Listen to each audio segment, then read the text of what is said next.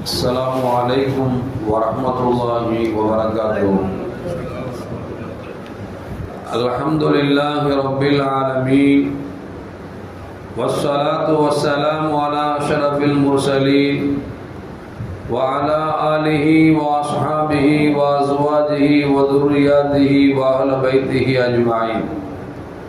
சங்கைக்கும் பெருமதிப்பிற்கும் உரிய பெரியோர்களே, சகோதரர்களே, இல்லாமல் அல்லாஹு ஜல்ல ஜலாலுஹு நாம் செய்யக்கூடிய எல்லா நற்காரியங்களையும் முகஸ்துதியின்றி இஹ்லாஸான முறையில் இறைவனுக்காக மட்டுமே செய்யப்பட்ட நல்வணக்கங்களில் நம் வணக்கங்களை அல்லாஹ் அங்கீகரித்துக் கொள்வானாக. நாம் செய்யக்கூடிய வியாபாரங்களிலும் தொழில்துறைகளிலும் நஷ்டம் இல்லாத ஹலாலான முறையில் நிரம்ப லாபத்தை பெற்று அந்த லாபகரமான வாழ்க்கை கொண்டு தம் தேவைகளையும் தேவை உடையவர்களின் தேவைகளையும் நிறைவேற்றக்கூடிய நல்ல பொருளாதாரத்தையும் உள்ள விஷாலத்தையும் அல்லாஹ் நம் அனைவருக்கும் வழங்கி வருவானாக. கஞ்சத்தனம் என்கிற தீய பண்பை விட்டு அல்லாஹ் நம்மை பாதுகாத்துக் கொள்வானாக. நம் கரங்களை என்றென்றும் கொடுக்கும் கரங்களாக ஆக்கி அருள்வானாக. யாசிக்கும் கரத்தை விட்டு அல்லாஹ் நம்மை பாதுகாத்துக் கொள்வானாக. நம்மை இந்த உலகத்தில் வாழ வைக்கும் காலமெல்லாம் நோயினுடைய இன்றி உடல் ஆரோக்கியத்தோடு அல்லாஹ் நம்மை வாழ செய்வானாக.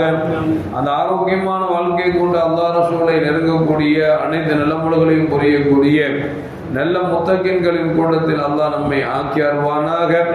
திடீர் மரணங்களை விட்டும் தீய மரணங்களை விட்டும் நம்மையும் நம் குடும்பத்தையும் நம் சமூகத்தையும் அல்லாஹ் முழுமையான முறையில் பாதுகாத்துக் கொள்வானாக. மருத்துவமனையின் செலவினங்களை விட்டும் வேதனைகளை விட்டும் அல்லாஹ் நம்மை காத்தருள்வானாக.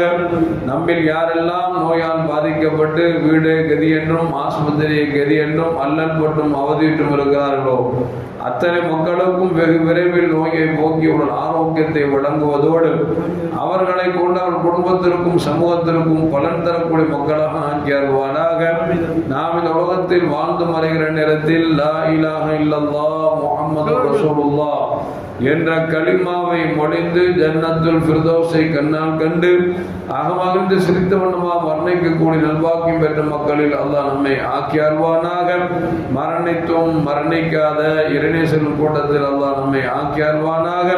நாளை மறுமையில முத்து முஹம்மது ரசூலுல்லாஹி ஸல்லல்லாஹு அலைஹி வஸல்லம் அவர்களின் திருக்கரங்களால் ஹவுதுல் கௌசர் என்கிற தடாகத்தின் நீர் வருகி அன்னாரின் செவ்வாத்தை பெற்று அன்னாரின் கரம் பிடித்து ஜன்னத்துல் ஃபிர்தௌஸ் என்ற உயர்ந்த சொர்க்கத்தில் அவர்களோடு அல்லாஹ் நம்மை சங்கமிக்க செய்வானாக. எல்லாவற்றுக்கும் மேலாக இறை அன்பை பெற்று இறைவனை பார்த்து பரவசமடையக்கூடிய அவனுடைய லிக்காவையும் ரிதாவையும் பெற்ற மக்களில் அல்லாஹ் நம்மை ஆக்கிக் கொள்வானாக. அருமையான மூமின்களை, அல்லாஹு ஜல்ல ஜலாலுஹு வசனத்தில் சொல்லுவான், இன்னல்லாஹ இந்தஹு இல்முஸ் ஸாஅ وينزل الغيث ويعلم ما في الأرحام وما تدري نفس ماذا تكسب غدا وما تدري نفس بأي أرض تموت إن الله عليم خبير. இந்த வசனத்தின் பொருளை பார்க்கிற பொழுது அல்லாஹ் சொல்லுவான், இன்னல்லாஹ இந்தஹு இல்முஸ் ஸாஅ, உலகம் எப்பொழுது அழியும் என்கிற ஞானம் அவனுக்கு மட்டுமே உண்டு. வயுனஸ்ஸிலுல் கைஸ், எப்பொழுது மழை பொழியும். வயஅலமு மா ஃபில் அர்ஹாம், ஒரு தாயின் கருவில் இருக்கக்கூடிய சிசு அது ஆனா பெண்ணா என்பதும் அவனுக்கு தெரியும். வமா தத்ரி நஃப்ஸும் மாதா தக்ஸிபு கதா, ஒரு ஆத்மா நாளை என்ன சம்பாதிக்கும் என்பதும் அவனுக்கு தான் தெரியும்.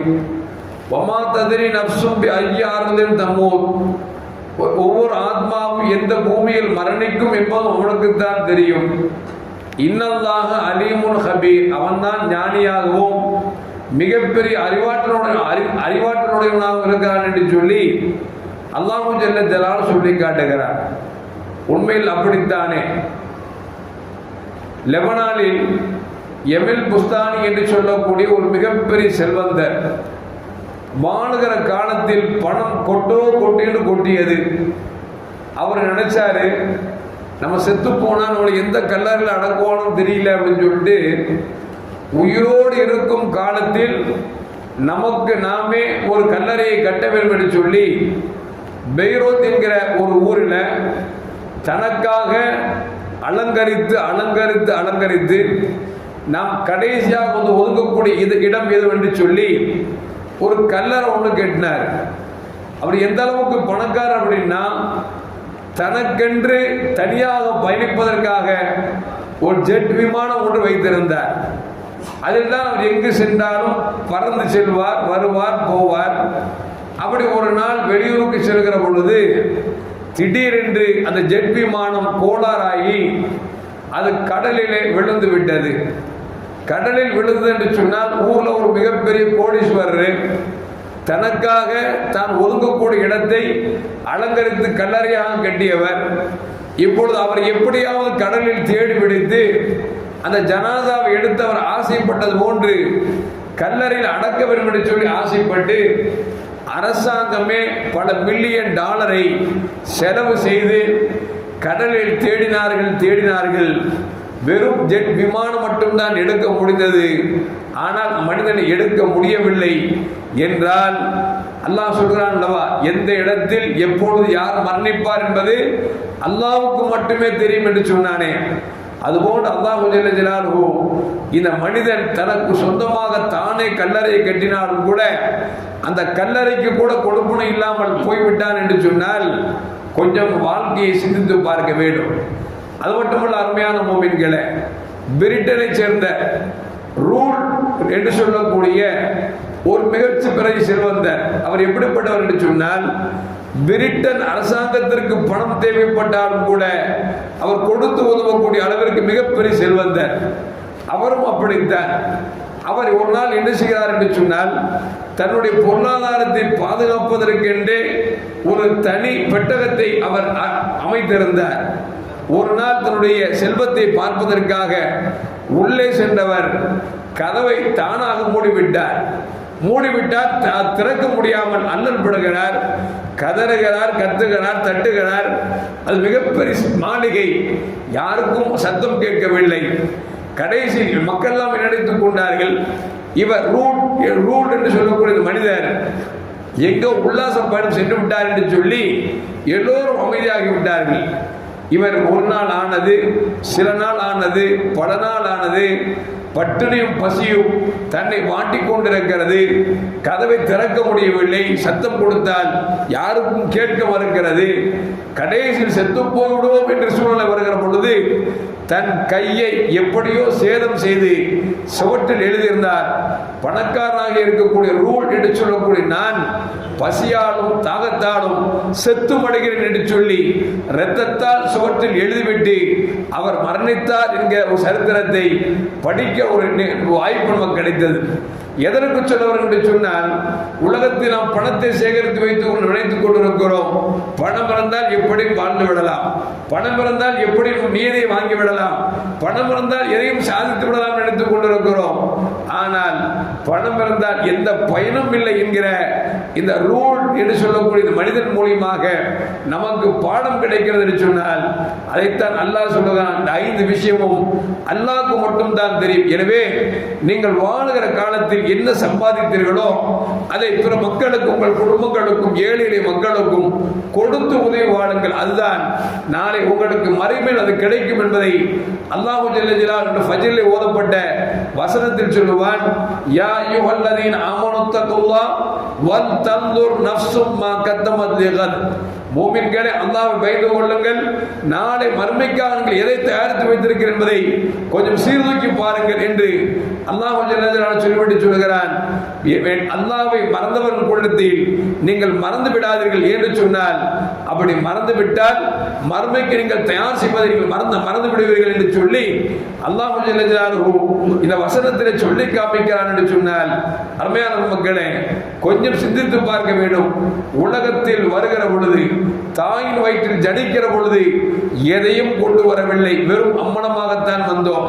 செல்லுகிற பொழுது, உலகத்தை விட்டு மரணிக்கிற பொழுது நாம் எதையும் கொண்டு போவதில்லை. ஆனால் உடல் உறுப்புகள் கொஞ்சம் அப்படியும் இப்படியும் வளர்ந்ததால் அதை மறைப்பதற்காக மட்டும் ஒரு கஃன் துணி மட்டும்தான் அணிவிப்பார்கள். இந்த உலகத்தில் பிறந்து இறக்கிற வரைக்கும் நாம் என்ன அனுபவித்தோமோ அதை மட்டும்தான் நமக்கு அதை அனுபவித்துமே தவிர வேறு ஒன்றும் அனுபவிக்கவில்லை. ஆனால் நாளை மர்மை என்கிற நிரந்தர உலகத்திற்கு நாம் இந்த உலகத்தில் எதை செய்தோமோ எந்த நன்மையான காரியங்களை செய்தோமோ அதுதான் நாளைக்கு மறுமையில் வரும் என்பதை அல்லாஹ் சொல்வான். பெருமானார் ஸல்லல்லாஹு அலைஹி சொல்வார்கள், அத்துன்யா மஸ்ரஅத்துல் ஆகிரா, இந்த உலகம் இருக்கிறதே நாளை மறுமையின் விளைநிலம் என்று சொல்லி கண்மணி முஹம்மது முஸ்தபா ரசூலுல்லாஹி ஸல்லல்லாஹு அலைஹி வஸல்லம் நமக்கு சொல்வார்கள். எனவே உடல் பலத்தை வைத்தோ அல்லது பணபலத்தை வைத்தோ அல்லது படைபலத்தை வைத்தோ நாம் ஒன்றும் சாதிக்க போவதில்லை. மாறாக மறுமை சிறந்திருக்க வேண்டும் என்று சொன்னால், கபரின் வாழ்க்கை சிறந்திருக்க வேண்டும் என்று சொன்னால், உலகத்தில் வாழுகிற பொழுது எல்லோரிடத்திலும் அன்பாக வாழ வேண்டும். நம்முடைய வேலையை பார்த்து நாம் நம்முடைய வேலை மட்டும்தான் கவனிக்க வேண்டும் தவிர அடுத்தவரின் குறைகளை ஆராய்ந்து கொண்டிருக்க கூடாது. பேசினோம் என்று சொன்னால் நல்லதை பேச வேண்டும். பேசினோம் என்று சொன்னால் பிறருக்கு நாம் உபத்திரம் செய்கின்ற அளவிற்கு பேசிவிடக் கூடாது. உலகத்தில் எப்படி சிறந்து வாழ்கிறோமோ அப்படித்தான் மறுமை நமக்கு சிறப்பாக இருக்கும். இந்த உலகத்தில் பிறரின் அவப்பேச்சுக்கு ஆளாகிவிட்டோம் என்று சொன்னால் கபரின் வாழ்க்கையும் மறுமையின் வாழ்க்கையும் நமக்கு கேள்விக்குறி என்பதை இந்த இரண்டு நிகழ்வு நமக்கு சொல்லி காட்டுகிறது. எல்லாம் வல்ல அல்லாஹ் ஜல்ல ஜலாலுஹு உலகத்தில் வாழும் காலமெல்லாம் அவனை அஞ்சி வணங்கி வாழக்கூடிய மக்களோடு இணங்கி வாழக்கூடிய நல்ல மனிதர்களாக அல்லாஹ் நம்மை ஆக்கி அருள்வானாக. அஸ்ஸலாமு அலைக்கும் வரஹ்மத்துல்லாஹி வபரகாத்துஹு. ஸல்லல்லாஹு அலா முஹம்மத் ஸல்லல்லாஹு அலைஹி வஸல்லம். ஸல்லல்லாஹு அலா முஹம்மத் ஸல்லல்லாஹு அலைஹி வஸல்லம். ஸல்லல்லாஹு